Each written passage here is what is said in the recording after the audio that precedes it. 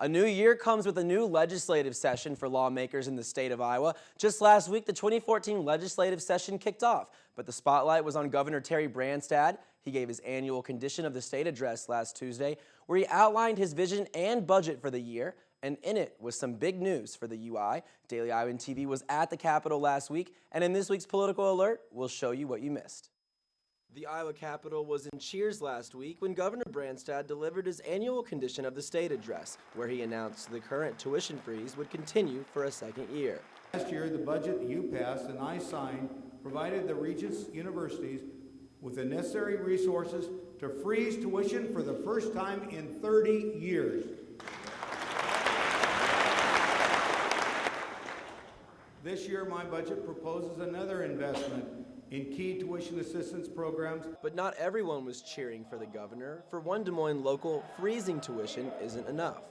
They should lower the tuition, and they also should monitor the price of books. It is criminal what these young people have to pay for books.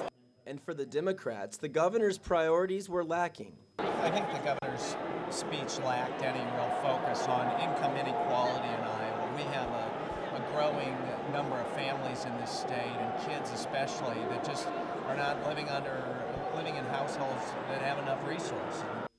Right now, the tuition freeze only applies to in-state residents, but we asked University of Iowa student government if expanding the freeze to out-of-state students was realistic. That it's important to keep the out-of-state tuition as those increases as long as possible, and in the future, if it would be possible to not increase it at all, that'd be great. But for right now, I think this isn't the most doable, and so I just want to go to in-state first is what we can do and keep that out-of-state increase small.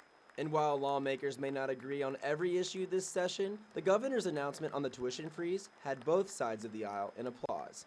Reed Chandler, Daily Iowan TV.